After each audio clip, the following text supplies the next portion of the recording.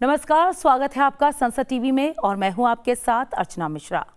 भारत में अंग्रेजी शासन के खिलाफ पहला बड़ा विद्रोह 1857 में हुआ, लेकिन 1857 की लड़ाई से पहले भी हमारे स्वतंत्रता संग्राम का एक और अध्याय लिखा जा चुका था, जिसे लिखा था कई स्वतंत्रता सेनानियों ने, जिनकी वीरता के किस्से इतिहास में दर्ज हैं। अंग्रेजों से लोहा लेने में कई भारतीय वीरांगनाओं के नाम शामिल हैं। उसी में से एक है भारतीय स्वतंत्रता आंदोलन की महत्वपूर्ण प्रतीक कित्तूर की रानी चेन्नम्मा, जिन्हें दक्षिण भारत की रानी लक्ष्मीबाई भी कहा जाता है। लोकतंत्र के मंदिर संसद भवन के प्रेरणा स्थल में रानी चेन्नम्मा की प्रतिमा की मौजूदगी न केवल जनप्रतिनिधियों को बल्कि हम सभी को प्रेरणा देती है, साथ ही साहस और वीरता के साथ राष्ट्र के प्रति समर्पण का संदेश भी दे रही है। तो आइए जानते हैं कित्तूर की वीरांगना रानी चेन्नम्मा के बारे में।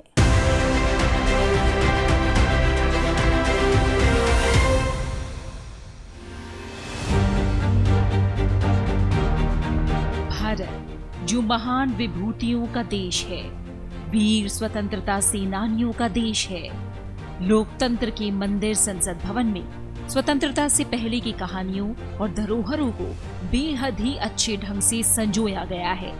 संसद भवन के प्रेरणा स्थल में स्थित स्वतंत्रता सेनानियों की प्रतिमाएं हमें राष्ट्र के प्रति उनके समर्पण और ऐतिहासिक योगदान की याद दिलाती हैं। इन सभी प्रतिमाओं को संसद भवन में एक जगह पर स्थित करने के उद्देश्य से प्रेरणा स्थल स्थापित किया गया, जिसका अनावरण उपराष्ट्रपति जगदीप धनखड़ ने किया। इस दौरान लोकसभा अध्यक्ष और अन्य गणमान्य भी मौजूद थे। प्रेरणा स्थल के उद्घाटन के बाद से आगंतुकों को एक ही जगह पर सभी प्रेरणादायी व्यक्तित्वों के दर्शन होते हैं और उनकी जीवन गाथा से संबंधित जानकारी मिलती है, जो हम सभी को प्रेरित करती है। उन्हीं में से एक है महान स्वतंत्रता सेनानी, अंग्रेजों से लोहा लेने वाली साहसी वीरांगना रानी चेन्नम्मा। रानी चेन्नम्मा की प्रतिमा का अनावरण भारत की पहली महिला राष्ट्रपति प्रतिभा देवी सिंह पाटिल के द्वारा किया गया था, जिन्हें दक्षिण भारत की रानी लक्ष्मीबाई भी कहा जाता है। अंग्रेजों से लोहा लेने वाली रानी चेन्नम्मा की मातृभूमि की रक्षा के लिए प्रतिबद्धता, साहस और समर्पण के प्रतीक के रूप में उन्हें देखा जाता है, जो हम सभी के लिए, खासकर महिलाओं के लिए प्रेरणा स्रोत हैं। बहुत लंबी अवधि तक क्योंकि अंग्रेजों का शासन रहा, तो रानी को इतिहास में से गायब कर दिया गया, चर्चाओं में से गायब कर दिया गया। तो अब जब वापस एकदम चर्चा में रानी आ रही हैं, तो मेरा ये मानना है कि आज की जो युवा पीढ़ी है, अब वो रानी की तरफ काफ़ी उत्साह के साथ उनकी वीरता को देख रही हैं और ये भी जानती हैं कि उनके भी जो कर्नाटक के भी लोग थे कि उन्होंने भी स्वतंत्रता संग्राम में किस तरीके से हिस्सा लिया था, कैसे अंग्रेज़ों का विरोध किया था, और ये एक उनके लिए गर्व और प्रेरणा दोनों की ही बात है राष्ट्र को अपनों को अर्पण करने के लिए। रानी लक्ष्मीबाई हों चाहे रानी चेन्नम्मा हों, दोनों ही आज के संदर्भ में अगर देखा जाए तो भारत की महिला जो प्रशासिका के रूप में और महिला जो अग्रगणी है नाम, और जो विरोध जो ईस्ट इंडिया कंपनी के नीतियों के संदर्भ में आप देखेंगे और विद्रोह के संदर्भ में देखेंगे कि उनके खिलाफ एक चुनौती प्रस्तुत करना, उस रूप में देखेंगे तो ये एक प्रतीक है उसका। रानी चेन्नम्मा का जन्म 23 अक्टूबर 1778 को कर्नाटक के बेलगावी जिले के एक छोटे से गांव काकती में हुआ था। उनका लालन पालन राजकुलों की संतान के तरीके से किया गया था। रानी चेन्नम्मा को संस्कृत, उर्दू, कन्नड़, मराठी भाषा के साथ ही घुड़सवारी, अस्त्र शस्त्र चलाने की शिक्षा दी गई थी। वो लिंगायत समुदाय से थी और उन्होंने छोटी सी उम्र से ही घुड़सवारी, तलवारबाजी और तीरंदाजी का प्रशिक्षण प्राप्त कर लिया था। 9 साल की उम्र में ही रानी चेन्नम्मा का विवाह देसाई परिवार के राजा मल्ला सर्जा से हो गया। विवाह करने के बाद वो कित्तूर की रानी बनी। विवाह के कुछ समय के बाद रानी चेन्नम्मा पर दुखों का पहाड़ टूट पड़ा। पहले चेन्नम्मा के पति की मृत्यु 1816 में हो गई। उसके बाद उनके इकलौते बेटे की मृत्यु भी 1824 में हो गई। ऐसे में राज्य के सामने राजा के पद का संकट खड़ा हो गया। अपने बेटे की मृत्यु के बाद उन्होंने एक और बच्चे शिवलिंगप्पा को गोद लिया और उसे राजगद्दी का उत्तराधिकारी बनाया। हालांकि ब्रिटिश ईस्ट इंडिया कंपनी ने डॉक्ट्रिन ऑफ लैप्स के तहत इसे स्वीकार नहीं किया, जो ब्रिटिश ईस्ट इंडिया कंपनी द्वारा तैयार की गई विलय की नीति थी। कित्तूर राज्य धारवाड़ कलेक्ट्रेट के प्रशासन के अधीन आ गया, जिसके प्रभारी सेंट जॉन ठाकरे थे। इसके आयुक्त चैपलिन थे। दोनों ने रीजेंट के नए नियम को मान्यता नहीं दी और कित्तूर को ब्रिटिश नियंत्रण स्वीकार करने के लिए अधिसूचित किया। डॉक्ट्रिन लैप्स से यह है कि देखिए, भारतीय परंपरा के अनुसार हम ये मानते हैं कि अगर किसी के संतान नहीं है तो वो गोद ले सकते हैं, उसको दत्तक पुत्र बोलते हैं, और उसको अपना शासन, अपनी ज़मीन, अपनी जो भी प्रॉपर्टी हो दे सकते हैं, चाहे वो राजा हो, चाहे ज़मींदार हो, चाहे कोई भी हो। अंग्रेज़ों ने क्या बनाया, क्योंकि वो अपना विस्तार कर रहे थे और एक एक करके उनको देश के हर हिस्से को हड़पना था, तो पहले तो उन्होंने क्या किया, सहायक संधियाँ बनाई भारतीय राजाओं के साथ में कि भाई हम तुम्हारी मदद करेंगे, तुम पे कोई दूसरा आक्रमण नहीं करेगा। धीरे धीरे उन्होंने भू राजस्व लेना शुरू किया। उसके बाद में जो उनकी हवस थी अपना साम्राज्य बढ़ाने की, आगे क्या किया जाए, तो आगे ये नीति डॉक्ट्रिन ऑफ लैप्स लाए कि अगर तुम्हारी अपनी संतान नहीं है तो अगर तुम दत्तक पुत्र लोगे तो हम उसको तुम्हारी संतान नहीं मानते, तुम्हारी रियासत जो है वो हमने हड़प ली। कित्तूर, जो वर्तमान कर्नाटक में एक पूर्व रियासत थी, कित्तूर उस समय मैसूर के उत्तर में एक छोटा स्वतंत्र राज्य था। बहुत संपन्न था। वहाँ हीरे जवाहरात के बाजार लगते थे। दूर दूर से व्यापारी आया करते थे।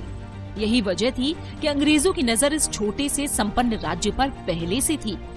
अंग्रेज उन दिनों ऐसी रियासतों को हथियाने की फिराक में रहते थे जिनके राजा की मौत निसंतान हो जाती थी। गोद लिए हुए पुत्र को वो उत्तराधिकारी नहीं मानते थे। अंग्रेजों ने कित्तूर को हड़पने की योजना बनाई। इसी दौरान आधा राज्य देने का लालच देकर कुछ दंगाइयों को अपनी तरफ मिला लिया।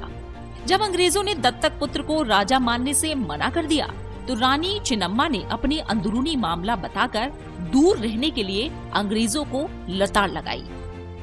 रानी चिन्नम्मा के समय पे ये एक पूरे भारतवर्षवादी आंदोलन नहीं बन पाया था, लेकिन 57 के अंदर जो लड़ाई लड़ी गई उसमें ये सारे रजवाड़े एक हो गए थे और ये लगभग 2 वर्ष तक ये लड़ाइयाँ लड़ी गई और पूरे देश भर में उस समय कर्नाटक से लेके और नॉर्थ वेस्ट फ्रंटियर तक में, आसाम तक में, गुजरात तक में, महाराष्ट्र में, सब जगह पे 1857 हुआ। ये एक अंतर है उनके अंदर।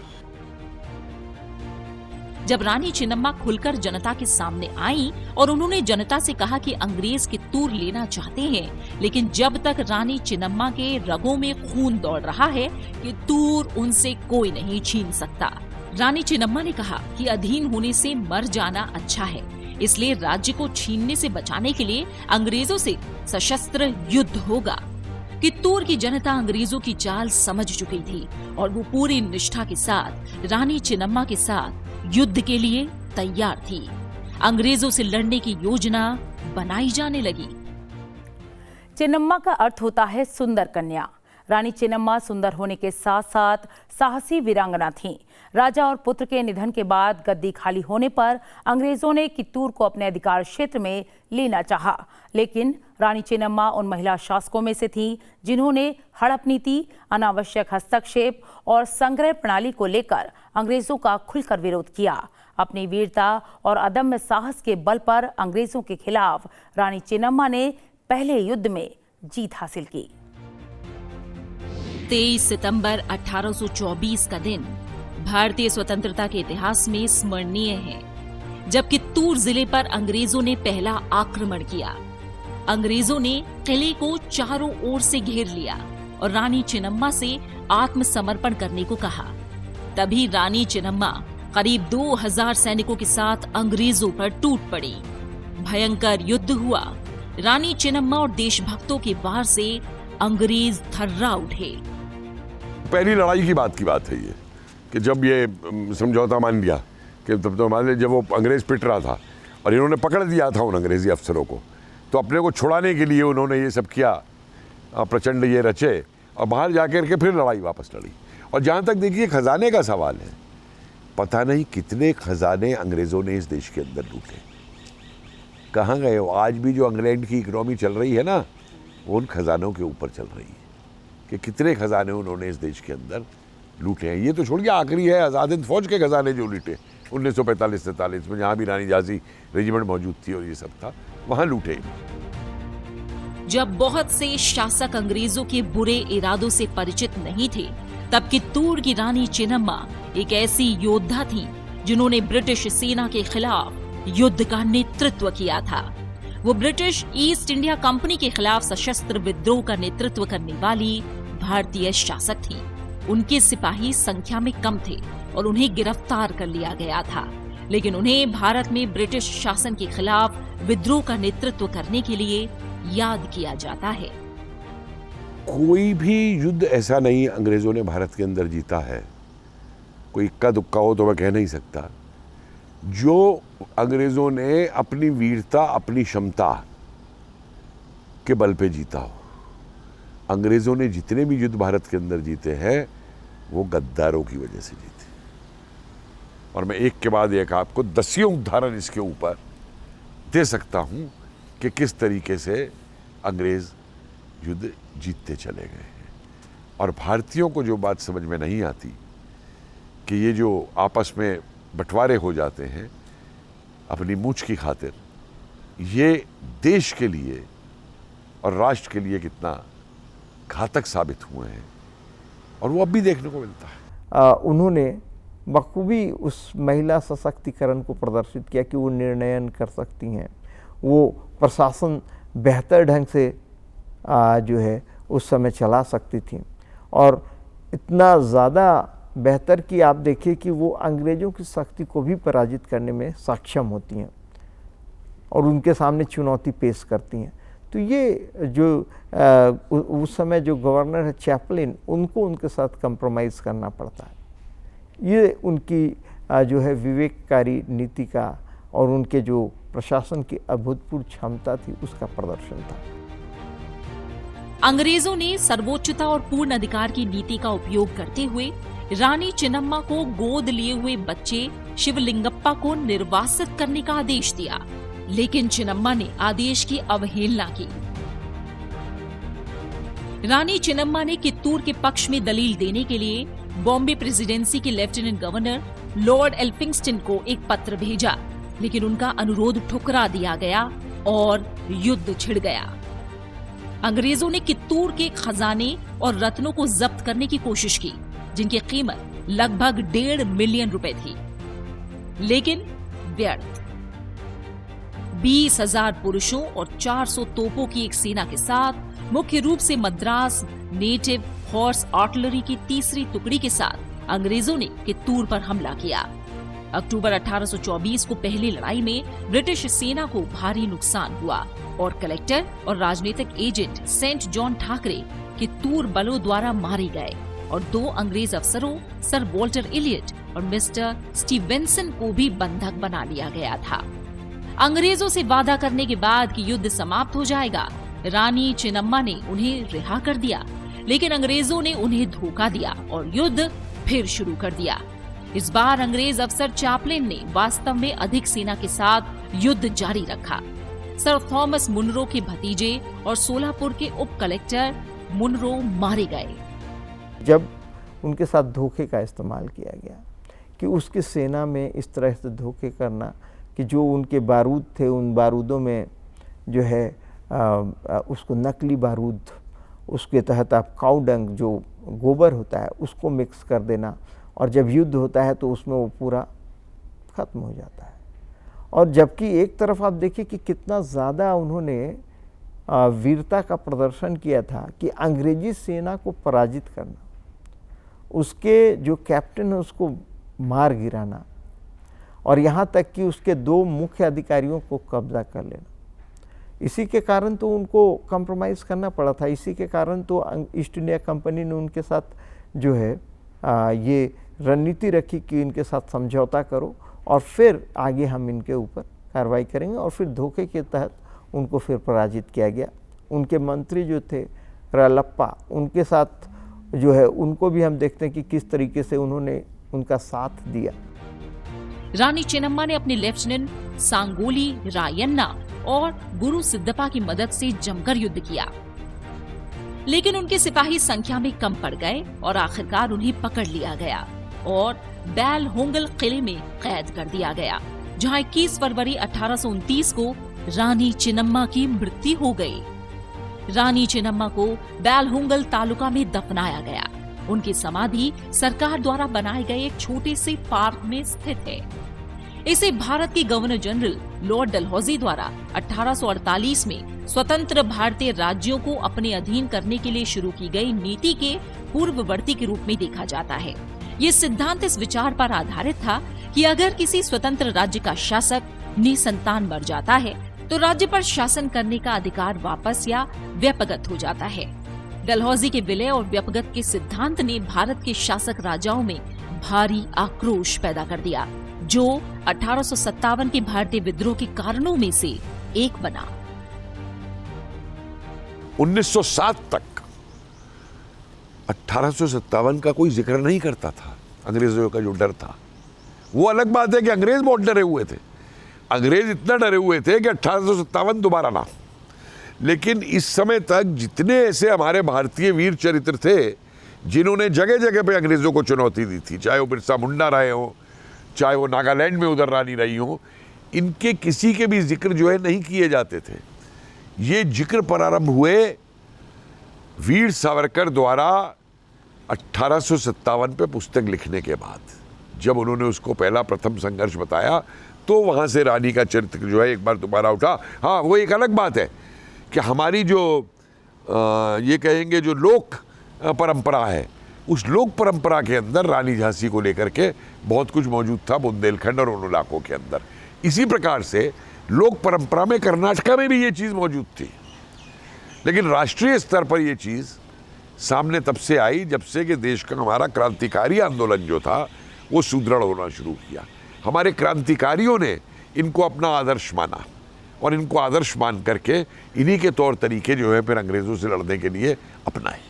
1824 का कित्तूर विद्रोह महिलाओं द्वारा नेतृत्व किए गए सबसे शुरुआती उपनिवेश विरोधी संघर्षों में से एक था, जिसने रानी चेन्नम्मा के अंग्रेजों के खिलाफ सशस्त्र विद्रोह के चलते महिलाओं को राष्ट्रीय अभियान के लिए प्रेरित किया। चेन्नम्मा की पहली जीत और उनकी विरासत को आज भी हर साल 22 से 24 अक्टूबर को आयोजित होने वाले कित्तूर उत्सव के दौरान कित्तूर में याद किया जाता है। हमारी आज की युवा पीढ़ी को, चाहे वो युवक हो चाहे वो युवतियां हों, उनको इस प्रकार के व्यक्तित्वों से एक सबक लेकर के, उनको आदर्श मान करके आगे बढ़ना चाहिए। 11 सितंबर सन 2007 को भारत की पहली महिला राष्ट्रपति श्रीमती प्रतिभा देवी सिंह पाटिल ने नई दिल्ली में संसद परिसर में कित्तूर की रानी चेन्नम्मा की प्रतिमा का अनावरण किया। इस अवसर पर तत्कालीन प्रधानमंत्री मनमोहन सिंह, गृह मंत्री शिवराज पाटिल, लोकसभा अध्यक्ष सोमनाथ चैटर्जी, बीजेपी नेता लालकृष्ण आडवाणी, कर्नाटक के मुख्यमंत्री एच.डी. कुमारस्वामी और अन्य लोग उपस्थित थे। ये प्रतिमा कित्तूर रानी चेन्नम्मा स्मारक समिति द्वारा दान की गई थी और विजय गौर ने इसे बनाया था। उस समय की हम एक इतिहासकार के नाते जब इन रानियों के पर्सनैलिटी का अवलोकन करते हैं तो एक बड़ी महत्वपूर्ण चीज़ निकल के आती है कि चाहे वो रानी चेन्नम्मा हो, चाहे रानी झांसी हो, चाहे दुर्गावती हो पहले, चाहे अनूप शहर की रानी हो 1857 में, या ये कहिए इधर मध्य प्रदेश के अंदर अवंतिका भाई, ये सब हैं। इन स्त्रियों ने शिक्षा के अंदर ये बहुत माहिर थी, और केवल शिक्षा ही नहीं, क्योंकि इन्होंने राज चलाए। मतलब इन लोगों ने, रानी चेन्नम्मा ने ये नहीं किया कि किसी और को राज दे दिया हो चलाने के लिए, खुद गद्दी पे बैठ करके रानी बन करके राज चलाया। रानी झांसी ने भी यही किया, बैठ करके चलाया। तो इनका जो ज्ञान था वो कौन सा ज्ञान था? इन्होंने तो अंग्रेजी शिक्षा नहीं पढ़ी थी, इनका तो वही प्रारंभ जो हम कहेंगे कि अपना पारंपरिक हमारा ज्ञान था, चाहे वो गीता से हो, चाहे वो रामायण से हो, चाहे वो वेदों से हो, चाहे वो चाणक्य से हो, इन्होंने तो उस ज्ञान के ऊपर शासन किया ना। और यही नहीं, केवल ज्ञान ही नहीं, शास्त्र ही नहीं, ये शस्त्र विद्या में भी माहिर थी। आप देखिए ना, रानी दुर्गावती औरंगजेब के ज़माने से तब से तलवार उठाती है। तुलसीबाई बेरामपुर में मराठा, तुलसीबाई मराठा, वो भी तलवार लेके निकलती है। बहुत कम लोगों को जानकारी है कि अंग्रेजों के खिलाफ ज्यादातर विद्रोह दक्षिण भारत में शुरू हुए थे। दक्षिण भारत में बहुत असंतोष था, जहां ब्रिटिश मनमाने ढंग से भूमि पर कब्जा कर रहे थे और समृद्ध स्थानीय अर्थव्यवस्थाओं, कपड़ा, धातु कर्म और कृषि जैसे तमाम चीजों को नष्ट कर रहे थे, ताकि ब्रिटिश अर्थव्यवस्था को बढ़ावा देने के लिए स्थानीय संसाधनों को यूनाइटेड किंगडम में परिवहन के माध्यम से राजस्व पैदा किया जा सके। तो इस तरह से ब्रिटिश उपनिवेशवाद के खिलाफ कित्तूर सेना का नेतृत्व करने वाली महिला शासकों में से एक रानी चेन्नम्मा अपनी आखिरी लड़ाई में हार गईं, लेकिन उन्हें हमेशा उनकी वीरता और साहस के लिए याद किया जाता है। कर्नाटक में वे एक लोकनायक के रूप में प्रसिद्ध हैं और हम सभी की प्रेरणा स्रोत हैं। तो इस खास प्रस्तुति में इतना ही। दीजिए इजाजत। नमस्कार।